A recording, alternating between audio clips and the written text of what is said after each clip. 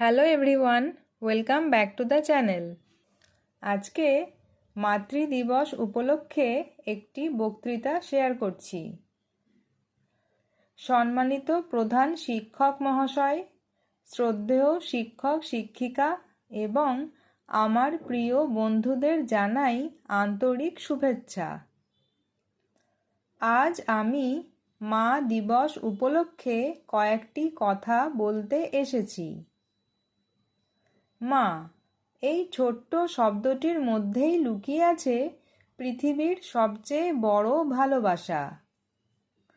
মা হলেন আমাদের জীবনের প্রথম শিক্ষক, প্রথম বন্ধু এবং সবচেয়ে বড় আশ্রয়। জন্মের পর থেকে মা আমাদের যত্ন করেন, সঠিক পথ দেখান এবং নিজের সুখ ত্যাগ করে আমাদের সুখী করার চেষ্টা করেন। একজন মা কখনো নিজের কথা ভাবেন না।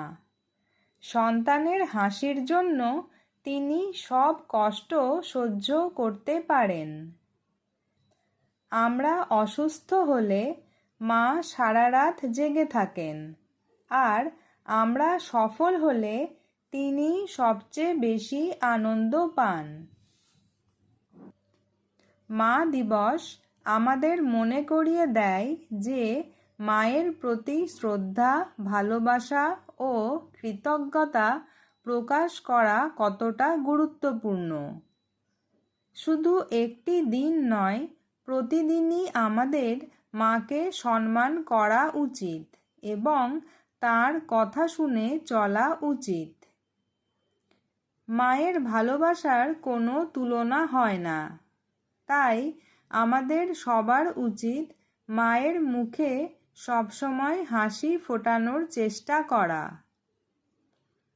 শেষে আমি শুধু এটুকুই বলবো, যে সন্তান মাকে সম্মান করে তার জীবন সত্যিই সুন্দর হয়ে ওঠে। ধন্যবাদ।